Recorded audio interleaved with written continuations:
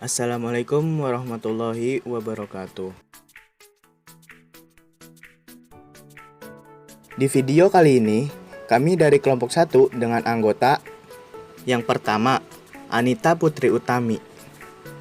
Yang kedua, Reza Azhara. Yang ketiga, Ayu Nur Hidayah. Yang keempat, Niken Marwati. Yang kelima, Muhammad Rafiki Effendi. Dan yang keenam, Bakti Satria Putra.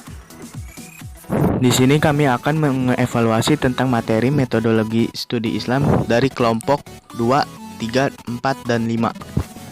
Di kelompok 2 ini kan menjelaskan tentang sejarah Islam pada masa Nabi dan sahabat.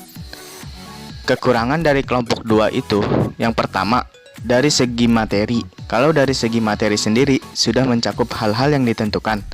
Namun, alangkah baiknya jika diberikan penjelasan mengenai tempat Nabi saat berdakwah dan metode Nabi saat berdakwah secara sembunyi-sembunyi atau terang-terangan. Kekurangan yang kedua, dari segi penyampaian materi. Dalam menyampaikan materi sudah disampaikan dengan jelas. Namun, saat menjelaskan materi yang disampaikan, suaranya kurang keras. Jadi yang mendengar harus menggunakan headset ataupun earphone. Dan saat menjelaskan materi tidak pas, maksudnya tidak pas di sini, record dan slide materinya tidak pas seperti di kalimat sahabat Nabi tersebut diantaranya dengan slide selanjutnya harusnya disesuaikan. Harus disesuaikan recordnya dengan materinya.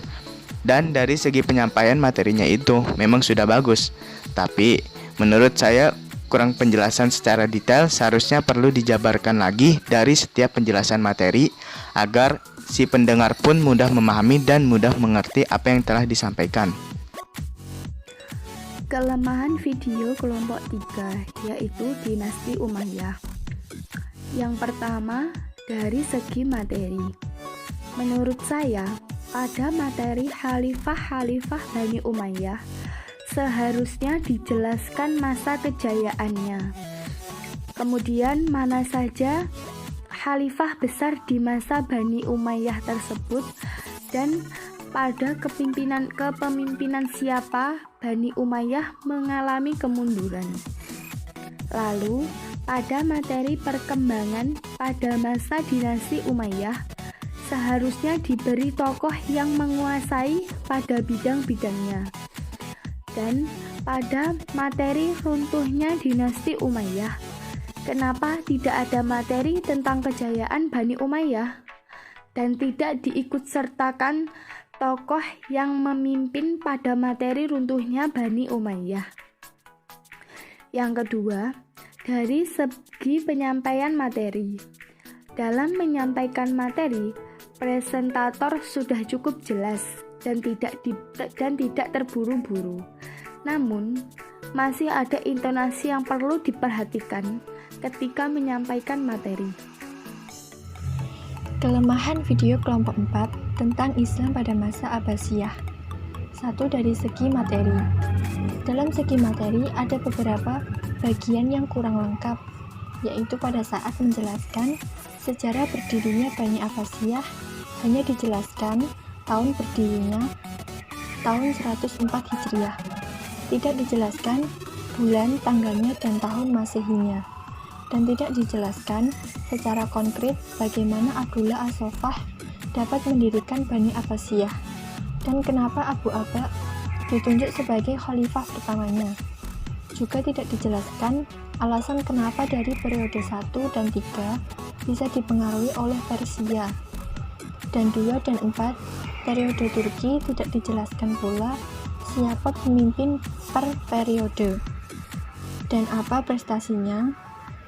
Dan pada saat periode kelima, penjelasan tentang masa kehancuran Bani Abbasiyah tidak dijelaskan secara konkret dan faktor kenapa bangsa Mongol bisa mengambil alihnya.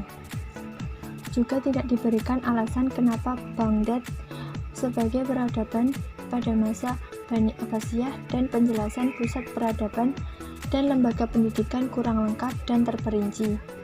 2. Dari segi penyampaian materi, dalam segi penyampaian materi, suara yang digunakan presentator sudah cukup jelas namun harus diperhatikan oleh presentator untuk penyampaian materi jangan terburu-buru.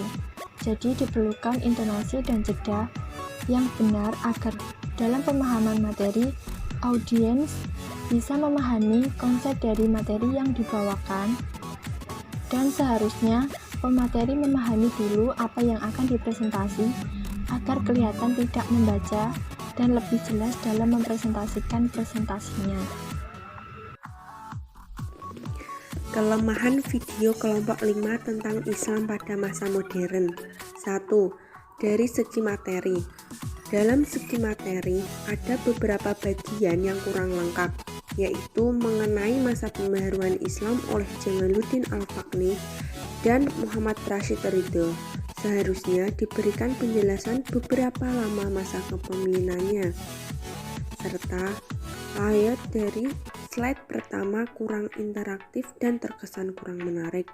Jadi, sebaiknya diberikan gambar-gambar agar lebih interaktif. 2. Dari segi penyampaian materi. Dalam segi penyampaian materi, suara yang digunakan presentator sudah cukup jelas. Namun, harus diperhatikan oleh presentator untuk penyampaian materi jangan terburu-buru. Jadi, diperlukan intonasi dan jeda yang benar agar dalam pemahaman materi, audiens bisa memahami konsep dari materi yang dibawakan.